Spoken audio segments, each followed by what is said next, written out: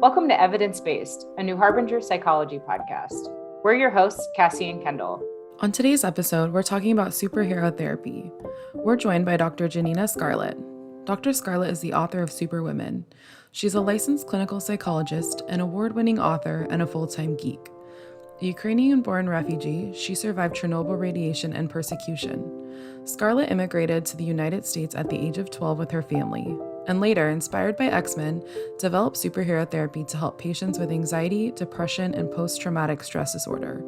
She has been awarded the United Nations Association's Eleanor Roosevelt Human Rights Award for her book Superhero Therapy. Her other books include Harry Potter Therapy, Therapy Quest, and Dark Agents Book 1. Hi, Janina. Thanks so much for joining us today. We're excited to chat with you. Hey, thank you so much for having me. I'm really excited to be here. Yes, Janina, it's nice to have you here with us, and we would like to start out with a establishing question to ask, what is superhero therapy? That's what you're famous for in your field, so if you could explain to us what that means. Thank you. Thank you. Yeah, superhero therapy refers to incorporating elements of popular culture from either superhero films or comic books or fantasy, science fiction, or even video games into evidence-based therapy to help the client become their own version of a superhero in real life. So it's meant to be self-empowering and it's meant to facilitate what's called post-traumatic growth. So I want to talk a little bit about, I know you've talked about this a lot, but how you came up with superhero therapy and how it is incorporated in acceptance and commitment therapy. Thank you. Yeah, so I myself am a trauma survivor and also, was born a geek, a very proud one. I was born and raised in Ukraine, and this is the first year that I don't feel like I need to explain where that country is. And as a small child, my family and I, like everyone in Ukraine, were exposed to massive amounts of radiation from the Chernobyl nuclear power disaster. And, I still joke that I'm waiting for my spidey senses, but in reality, I was in and out of hospitals as a kid, and my health will forever be affected. And so when my family and I moved to the United States, suddenly I went from everybody understanding what it's like to have chronic illness to nobody understanding what it's like to have chronic illness and being bullied for it. And so I felt like I was alone. I felt like I was an outcast. And I also didn't know that going through chronic illness and the trauma of immigration can cause PTSD. I didn't even know what PTSD was because nobody in my middle school talked about mental health. So I was in seventh grade when I moved to the US. No one talked about mental health. And so it wasn't until I was 16 and saw the first X-Men movie that I realized that a lot of people feel lonely. And so the first X-Men movie helped me to realize that most people go through some kind of an origin story, some kind of trauma, but we're not defined by it. It's a jumping off point. And I realized that most people don't talk about their loneliness, and it's the biggest secret in the universe. And this movie helped me to see that we can use stories, fictional stories, to understand our own experiences. So it was largely because of this movie that I signed up for psychology class first in high school, and now this is what I do. And so in my work, I help clients to understand what happened to them through the lens of some kind of a story. And I help them to change their own narrative from victim to survivor to help them to learn about their own core values, for example, which is a concept within acceptance and commitment therapy, which means what's really important to us, right? What's our sense of purpose? To help them to accept what happened to them, not in terms of giving up, but in terms of validating that the traumatic event did in fact occur, to help them to understand that no matter who they are, their identity, their superhero identity stays the same. And that's the self as context premise in acceptance and commitment therapy. And the idea is over time for the client to become their own version of a superhero by taking empowered steps, which in ACT are called committed action steps. And so it's essentially a way of using this evidence-based therapy in kind of a playful manner to make therapy attainable and fun for clients. I think it's really interesting, Janina, that X-Men was the movie as a teenager for you to see yourself kind of in that loneliness. And going back to talking about trauma, though, I also think it's interesting that a lot of people find comfort in superheroes and their stories, but I think that a lot of people are missing the element that trauma is part of their origin story. Putting a name to it, that is that traumatic event has led them to that. And so why is it that the superhero therapy is so effective for treating people with anxiety or depression or PTSD? Many people, I think, have been historically taught these really dangerous narratives that mental health is a weakness, that we need to just think our way out of it or think positive, right? That's called toxic positivity. And it doesn't work that way. Feelings are meant to be felt. That's why they're called feelings, right? And I think that for a lot of folks who are already struggling with trauma, with anxiety, with depression, completely understandable and normal reactions to life events. There's now this added element of guilt, shame, and as I mentioned earlier, loneliness, the belief that we're alone in our experience.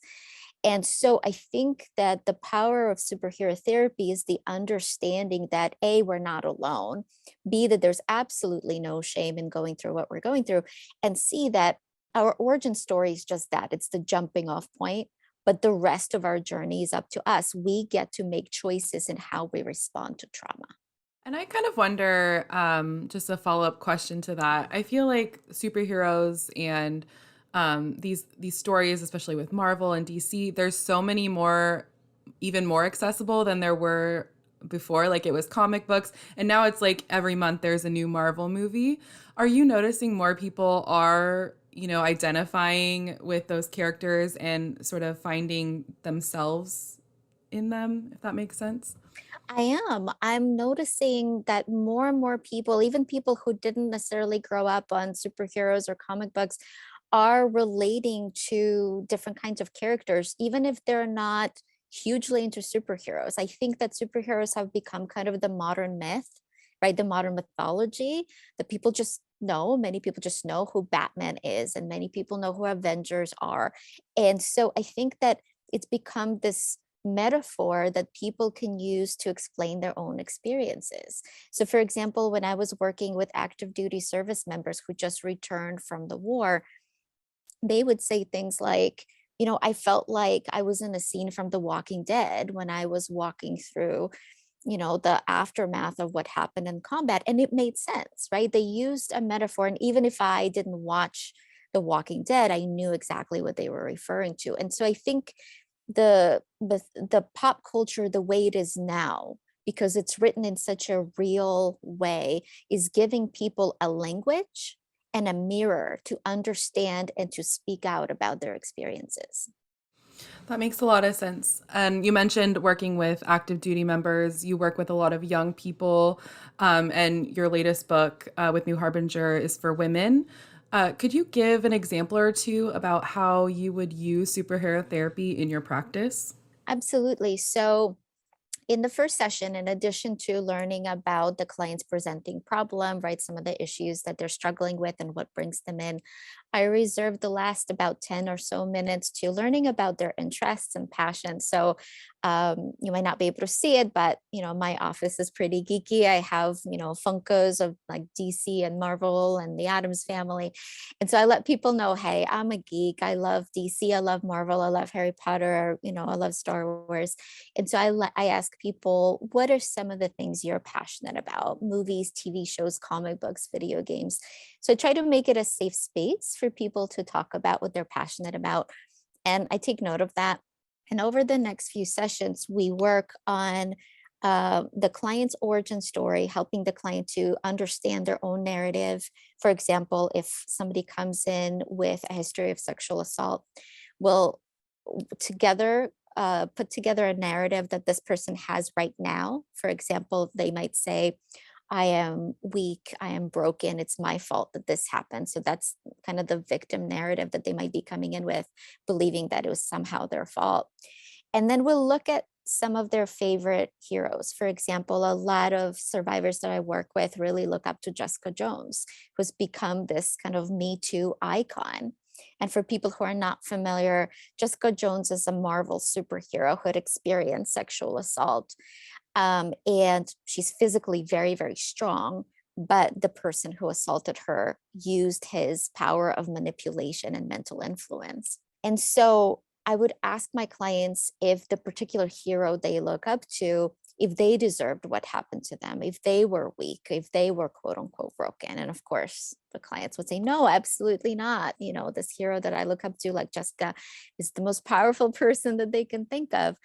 And we'll do kind of a version of what's called an empty chair exercise, where their hero will kind of get a chance to talk to them. We'll imagine, what if Jessica was here? She joined our session, right? Even though she's a fictional character. If she sat down next to you and she knows your origin story, what might she tell you about your origin story? What might she say? And I ask clients to actually write it down, because I think when we write, we access some of the deeper messages than we do when we're speaking verbally. And so over time, the clients will then be invited to think about their own sense of purpose. So I might say, okay, let's imagine that you get to be a superhero now. Sky is the limit. You can even have superpowers, right? How do you want to impact the world? And people might say things like, I would want to save people who are struggling with either depression, or maybe people who are struggling with bullying, for example. And then we'll outline actual steps that that person can take to engage with supporting their community in real life. And so the idea is to interweave fiction with the person's life to help them over time to change their narrative, to help them understand that they're a survivor, and B, already a hero, and that there are additional steps they can take to continuing to do so. And then therapy ends with the client rewriting their narrative now from this heroic survivor perspective. I love that. And when we think of therapy, I think often it can feel, to people who aren't as familiar with it, can feel really rigid. And this is such a creative, fresh approach to rewriting your narrative and having those conversations with people you admire, and finding your way to work through trauma that way. I also really like talking about your passions with your therapist, because you don't usually, you're so focused on the problem. And I feel like speaking with your therapist about your passions unlocks another part of yourself that is, you wouldn't necessarily get to know in session. So I think that's really cool. And going back, so now that we've talked about how you use it in practice and a few examples, in your books, you talk about emotional safety when it comes to superhero therapy. Can you explain what emotional safety is and why it's so important to that process? Absolutely. So, emotional safety is the ability to feel free to express ourselves, either to ourselves or to other people, knowing that we won't be bullied or attacked or invalidated. And emotional safety is something that a lot of people actually don't feel, especially if they're in invalidating environments, if they grew up in an abusive family, if they had experienced abusive relationships. And so, even if people might not be physically harmed on a regular basis, they might be emotionally harmed. And the idea of establishing emotional safety starts with ourselves.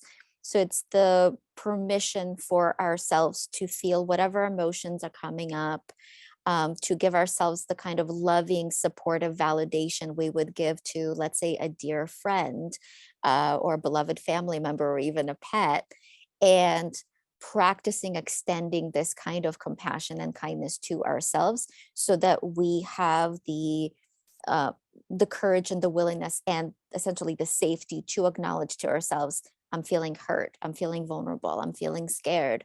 And hopefully over time that could get built into our relationships with supportive loved ones.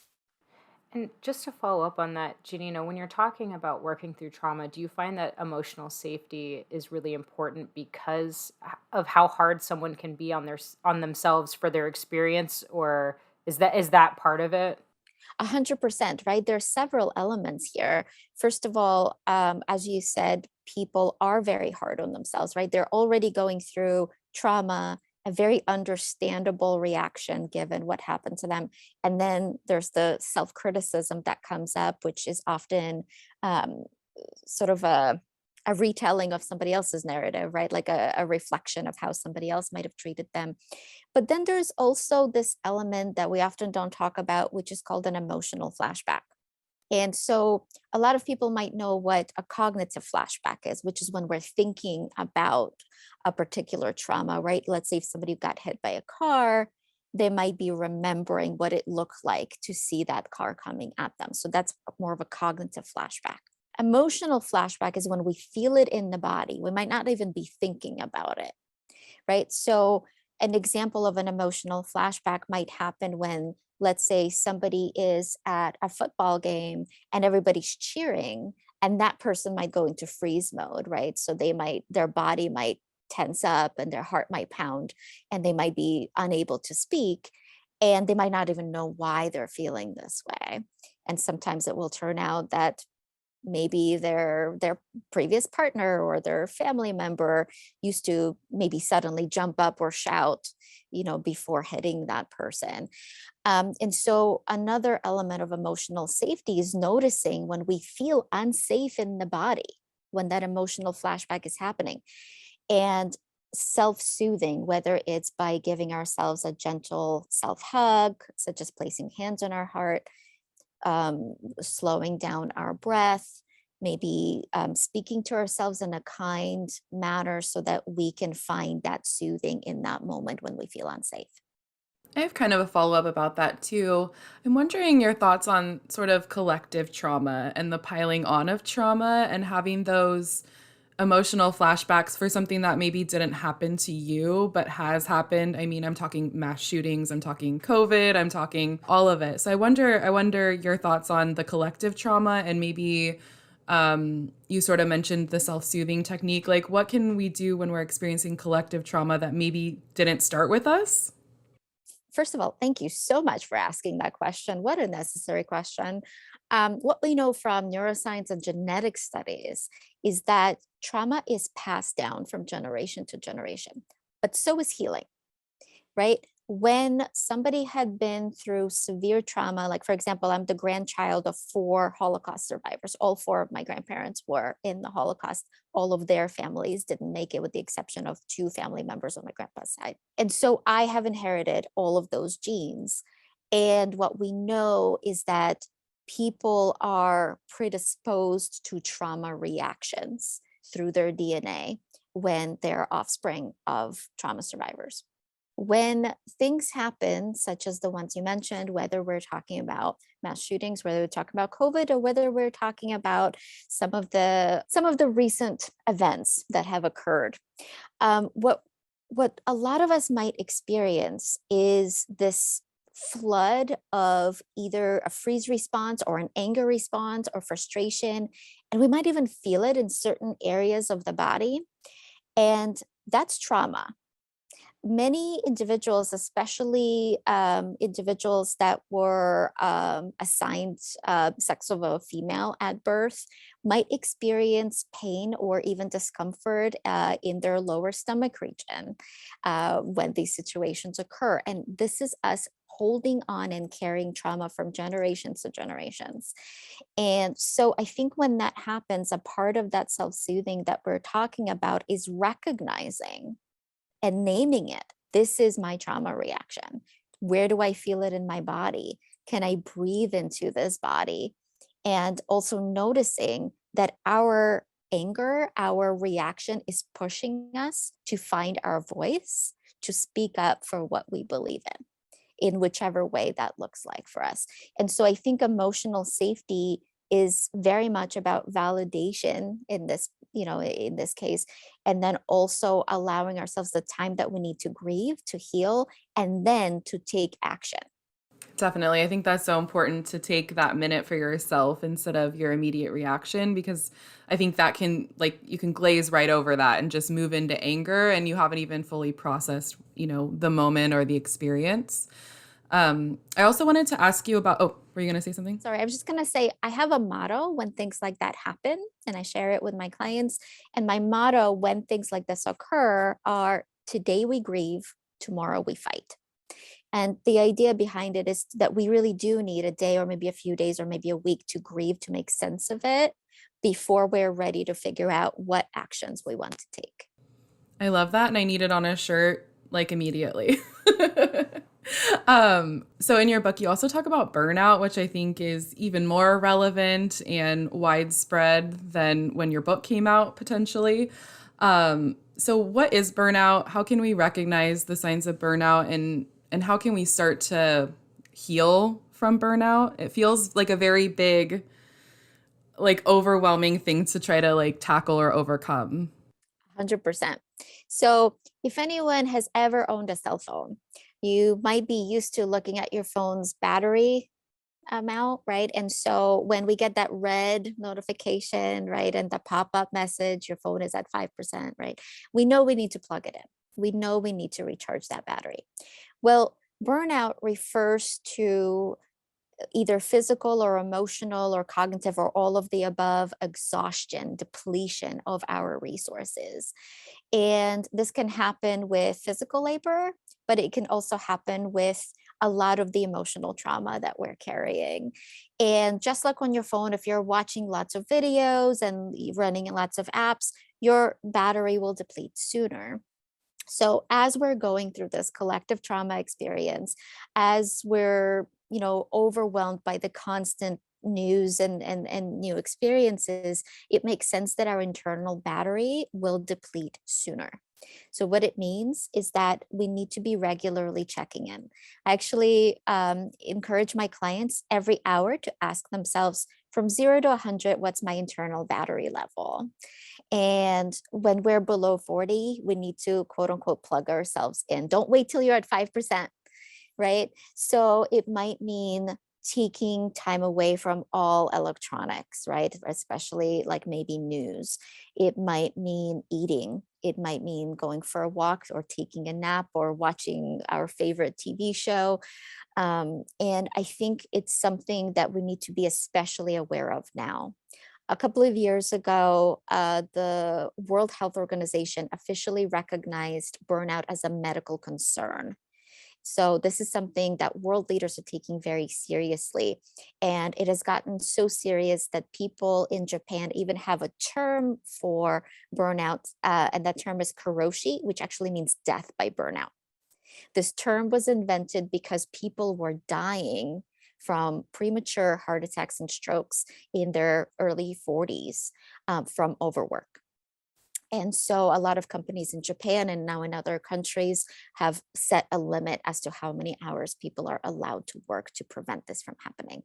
But I think it's something we need to take seriously no matter where we live, and really check in with our resources and remember that just like we plug in our electronics, we need to plug ourselves in and recharge. Yeah, that's so important. And it's so hard, like, working from home, it's hard to disconnect. It's hard to know when to take a vacation because your house has become your office. And so I think that term is, the Japanese term is really powerful because I can see how easily it can lead to that. Your body is always activated, you're always feeling it in your body. And so I think that's really important. So, Janina, in your book, you talk about superheroing with connection and safety. Can you explain why those two come together and why it's so important? Absolutely. I think in order for us to feel like we are a superhero in real life, we need a sense of balance. And I think that sense of balance has to do with those two elements, because if we don't have emotional safety, then we might be less willing to take certain steps and more likely to burn out and less likely to continue taking important steps. And once we have that feeling of emotional safety, adding the important element of connection, connection with ourselves, connection with our core values, connection with our loved ones, this gives us not only a sense of purpose, it also gives us the sense of vitality in terms of physical and emotional rebuilding. I've been really interested in the relationship between loneliness and belonging. So I've been doing a lot of research on this. I'm actually writing a book on loneliness and belonging right now.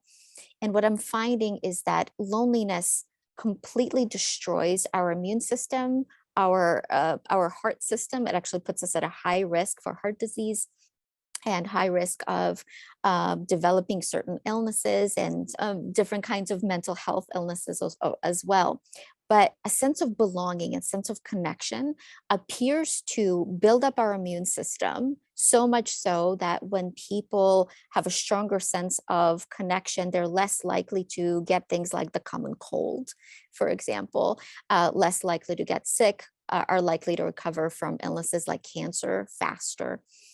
And connection with our sense of purpose is likely to give us that reason to get out of bed in the morning, even when we're struggling. And so I think that this balance of emotional safety, where we feel safe in the world, safe enough to protect ourselves or support ourselves, and connection with ourselves and others and our sense of purpose, I think really gives us a life that's really meaningful and a life that even when it's hard, we're likely to show up for. And Janina, a lot of your work has to do with mindfulness. Can you talk about how mindfulness can help create that emotional and even physical safety? Yeah, thank you. Great question. Mindfulness really has to do with noticing. It's a special way of paying attention. And a lot of times it's noticing when we're struggling, such as noticing when we're burning out, for example, from our earlier conversation, or noticing when we're starting to feel sad or scared or triggered before it gets to that level of overwhelm, freeze response, or shutdown. If we can notice, okay, wait a minute, I'm feeling hungry or angry or lonely or overwhelmed, it can remind us that we can take care of ourselves. So, mindfulness is a necessary component for building emotional safety and resilience. But mindfulness doesn't only mean noticing what's going wrong, it also means what's going right. So, mindfulness is an opportunity to practice gratitude, right? To notice the kind of people or pets that are around us that are offering emotional or physical support. And it allows us, I think, more resilience in that sense. If we know the kind of loving relationships that we have around us, then I think it's easier for us to show up as well. Earning your continuing education hours doesn't have to be a painful experience. The right course can open your mind to new possibilities, increase your confidence, and hand you powerful tools to transform your clients' lives. Praxis Continuing Education and Training teams up with some of the brightest minds in mental health to provide cutting-edge, evidence-based training for practitioners. You can learn firsthand from experts like Stephen C. Hayes, Kelly Wilson, Robin Walzer, Kirk Strassel, and many others.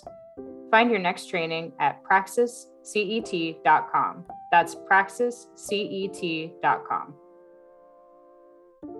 How can we recognize our own emotional triggers and vulnerabilities? Yeah, great question. I think mindfulness is a really big component of that in terms of noticing what's going on in our body, right? Maybe having kind of a curious, non-judgmental approach. For example, if somebody asks us a question like, hey, how would you feel about giving this talk tomorrow that you're completely unprepared for?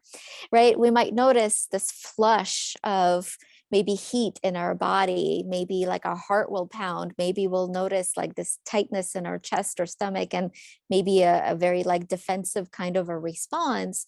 But having that curiosity of, oh, what's coming up for me? Maybe I'm nervous that I'm not going to do a good job. Maybe I'm anxious right now. It can allow us the ability to show up for ourselves so that we can self soothe and then determine the best course of action. I refer to this kind of curiosity as almost like potty training for our emotions, right? So, for many of us, this doesn't apply to every single person, but I know for many folks that are able to have access to feeling their bladder, right? We might be able to notice, okay, do I have to use the restroom right now, or can I wait maybe an hour or two, right? Like if we're driving, it's very useful to know which exit Mhm. we need to take, right? Especially if we're going on road trips.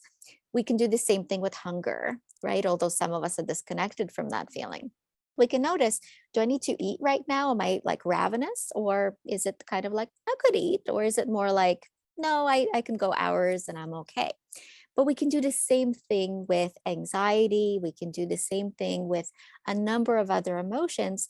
And if, as we start creating this kind of curiosity, we can notice those triggers, right? In terms of, oof, here's that fear response, or, oh, shame moment, right? Or total vulnerability, like maybe somebody asked me a question that I wasn't ready to answer, right? And so as we're able to really notice our body and be curious about it, I think we can be more mindful of those triggers, show up for ourselves, and then maybe figure out how we need to support ourselves, and how we want to proceed. I think it's so interesting in my own sort of experience with anxiety. I feel like my body always knows first before I'm even aware of what I could be being triggered by. And I always feel my anxiety in my body first. And it's so weird. Your body just knows. So I find that to be really interesting. It's true, right? Because in a lot of ways, this is our survivor mechanism, right? Our body makes a reaction first, right? It's for that reason that if we touch a hot stove, we pull our hand away before our brain registers that we're being burned. Our body reacts first to keep us safe. This happens when a car is coming at us, right? But it also happens if we're triggered by somebody. If somebody says something and whoosh, we're just defensive in that Hmm. moment. We might not even know why, but that's our body trying to play bouncer, right? Trying to say, hey, I got you, right? I'm going to stand up for you. And the more curious we become over time, the more we can figure out, yes, I do need those kind of reactions, or no, I got this, right? I can handle this. Janina, how do attachment styles impact the way we communicate our needs? So, a lot of people think of attachment styles as important for child parent interactions, but attachment styles are actually very important in our adult interactions as well. And so, when individuals were raised in a loving and caring environment, they might be more likely to have what's called a secure attachment style, which means they feel fairly safe and comfortable communicating their needs and maybe receiving feedback. They might be less defensive, more open in general. But of course, if that individual was then in invalidating or abusive relationship, that might change. Individuals who have a more avoidant attachment style might feel very uncomfortable if they're starting to get close to somebody. They might feel trapped and scared and overwhelmed, and they might be more likely to um, maybe either escape the situation when things are either getting too serious or when there's conflict. People with anxious attachment style are likely to feel very, very nervous about, is my partner, if we're talking about relationships, or my friend perhaps, are they mad at me? They didn't respond to my text. Did I offend them somehow? Are they going to abandon me? And so a lot of times there's this sort of fear about being abandoned, neglected, judged, or abused in some kind of way. And I think understanding our own attachment styles, including in adulthood, can help us to realize what's going on in certain interactions. It might give us, again, the vocabulary, right, to explain to either a partner or a friend, hey, I have an anxious attachment style. And so, like if you're mad at me, could you just like flat out tell me and not leave me guessing and things like that?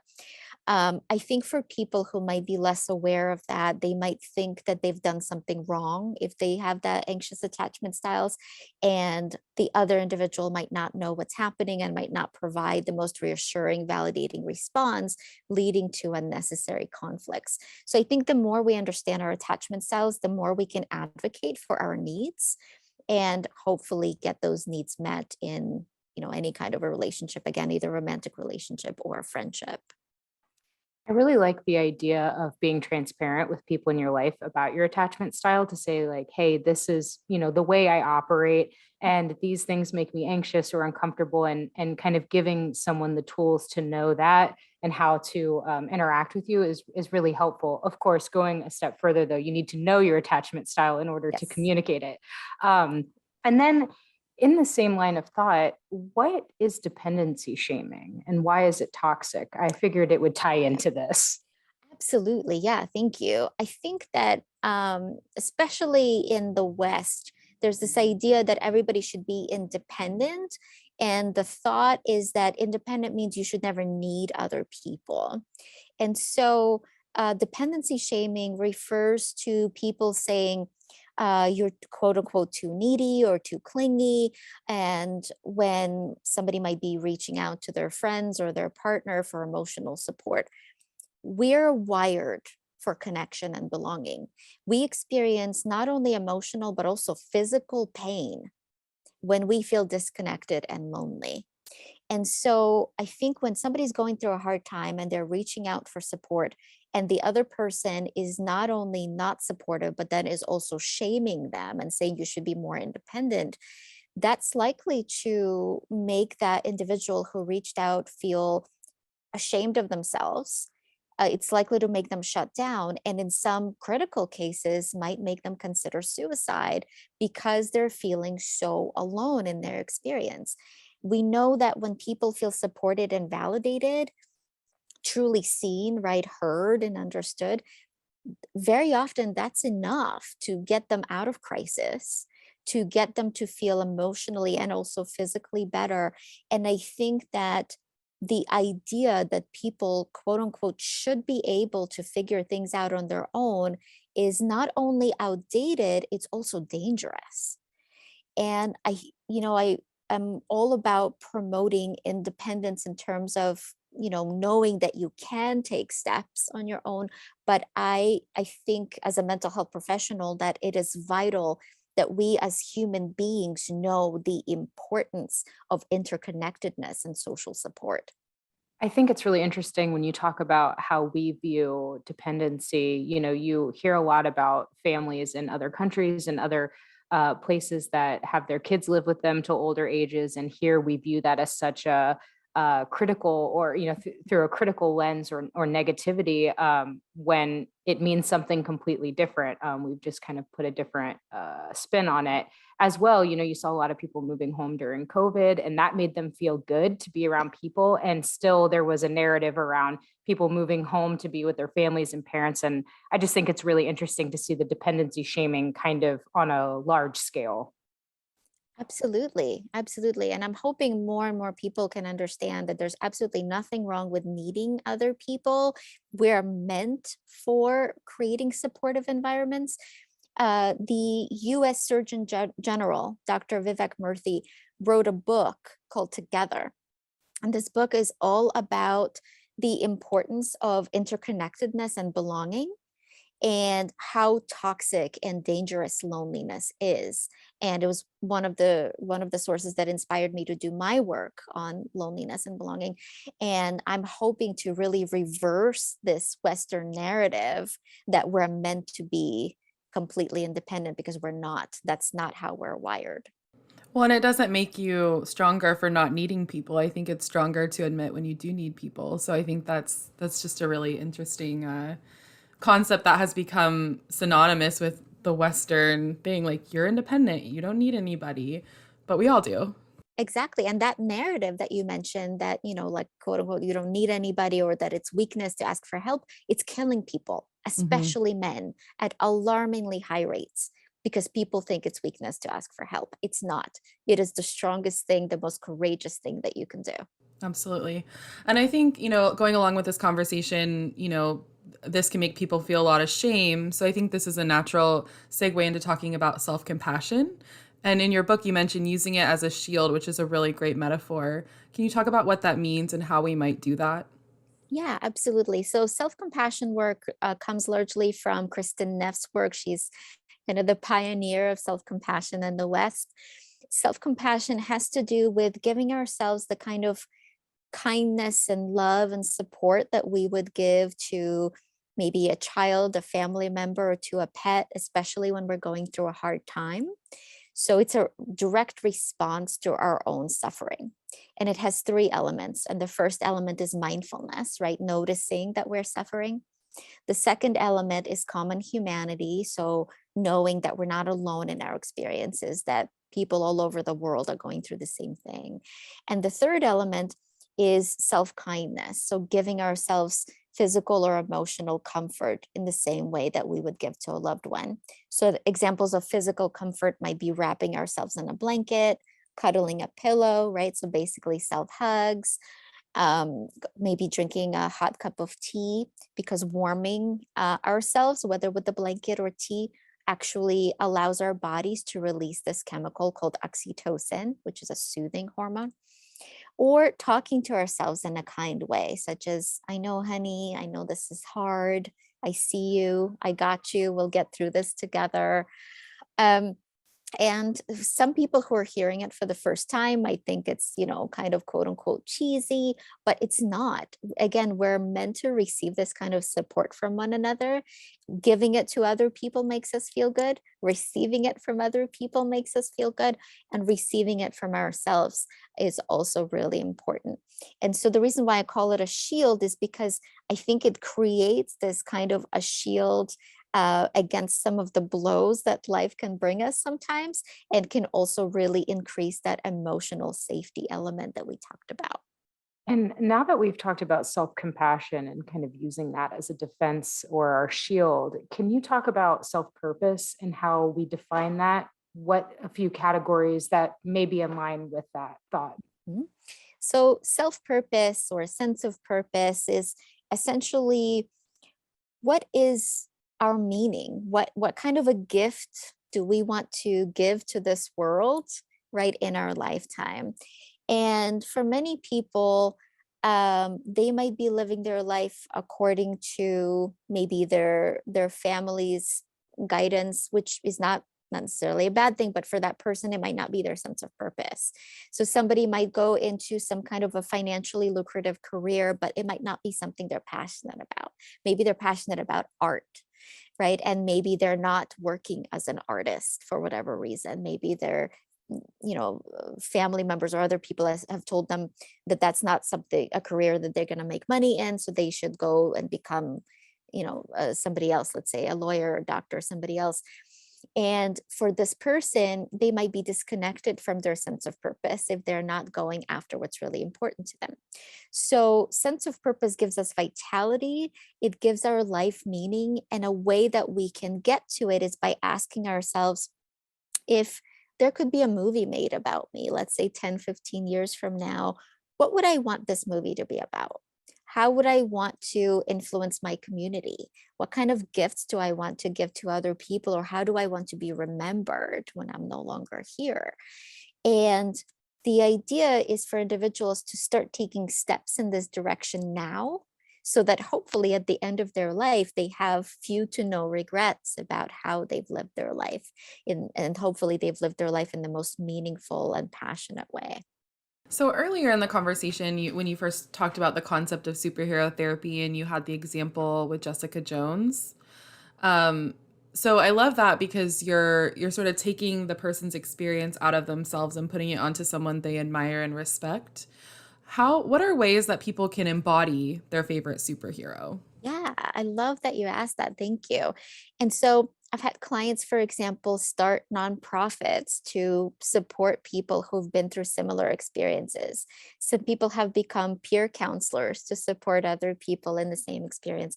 Some people have started, for example, either painting or producing YouTube content just to advocate for experiences like it.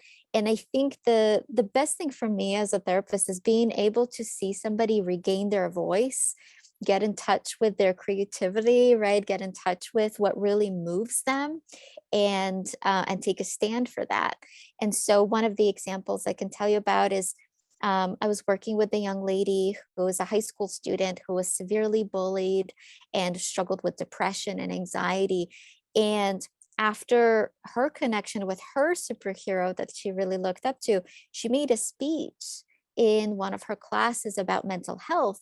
And this was a way that she was giving back to her community. And it really helped a lot of her classmates to be able to speak out about their mental health struggles. She actually ended up starting a mental health peer support club in her school. And so these are just some examples of some of the steps that people might take if they're able to connect with their sense of purpose. I think the biggest obstacle that shows up for people for why they don't is because they think that they are not enough to make a difference, or that the steps that they will take won't be enough to make a difference. But I think once people are able to see that they actually can influence other people, that they can make a meaningful difference in other people's lives, they're more willing to take those steps. And in the beginning, we talked about your work being inspired from your love of superheroes and Marvel and DC Comics. On a more personal note, who are some of the superheroes that you look up to when you're feeling low? Thank you. So Storm will always be a very important part of my life. She was my first introduction to superheroes from the X-Men movie, and she was the one that I was just blown away by.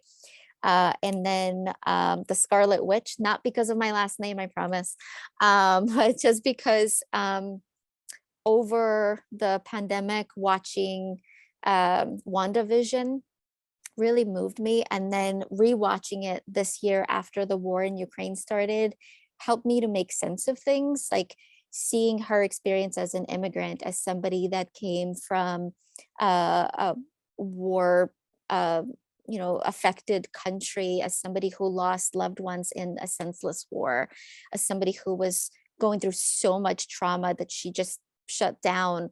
I could relate to those experiences, and the people that I'm now supporting in Ukraine are definitely able to relate to those experiences. And so for me, Scarlet Witch has been just somebody I so look up to. And I've been using her as an example when I'm conducting trainings in Ukraine about how to use superhero therapy approach to help individuals with trauma right now. I think that's beautiful. And I loved WandaVision as well. And I don't think I've ever seen grief portrayed so real and so beautifully as I did with her character in general. So I really relate to that as well. Um, I want to ask, in your opinion or experience, why do you feel superhero therapy is so effective for women in particular? Thank you. I think for a lot of women, there's maybe an opportunity to be playful about experimenting with our voice. I think a lot of women, unfortunately, have had experiences where our voice had been suppressed, where we're told, for example, that we're not allowed to feel angry or frustrated, and we have to, play nice and take care of everybody around us. And I think that through the lens of this work, people might be more willing to maybe first playfully try out experimenting with their voice with, for example, anger, like some people do with Star Wars, right? Like I call it like connecting with our dark side, right? Really allowing ourselves to feel angry so that we find our voice. And then role playing as maybe a fictional character first to express our anger or frustration, and then taking that step in real life and actually expressing ourselves. And so I think it creates a safer environment to start practicing these skills before these skills are then brought to the outside world. I think that seeing women portrayed in these roles is so empowering, and having everyone look to them for help, um, maybe saving a universe type help, is really something admirable. And I can see how that ties into everything that we've talked about today with trauma and anxiety and dealing with a lot of those really complex emotions, and specifically, like you said, for women who carry a lot of that, and why that would really resonate with them. And do you have any final thoughts, Janina? Um, Honestly, just for anyone out there listening, I want to let you know that chances are you will never know the full impact that you make in this world.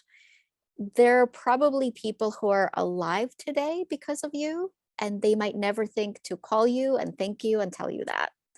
And so, if you ever think that you're not doing enough, if you ever think that you can't change the world, I want you to know that that's not true. I want you to know that you already have, and that every step you take, every moment of kindness, that's making a difference. Thank you. Oh, thank you so much, Janina. That was a perfect note to end on. I feel Yes, like it was. I needed that. Me too, for sure. Thank you so much, Janina. Thank you so much, Thank Gina. This you. was such a great conversation, and a much more uplifting one about trauma than we have had in a Yes. long time. So it was really great. Thank you. Thank you all. I really appreciate you all. I hope you have a wonderful day. You Thank you. too. You too. Bye. Do you suffer from depression, anxiety, or trauma? Have you experienced sexism, marginalization, or even sexual assault? If so, each day can feel like a battle. But you do have the strength within you to rise above life's challenges. Using a unique blend of acceptance and commitment therapy and superhero therapy, this one-of-a-kind guide will help you get started. In Superwomen, you'll find tools to help you explore and process painful experiences, accept difficult thoughts and feelings, and use mindfulness and self-compassion to tap into your own unique superpowers.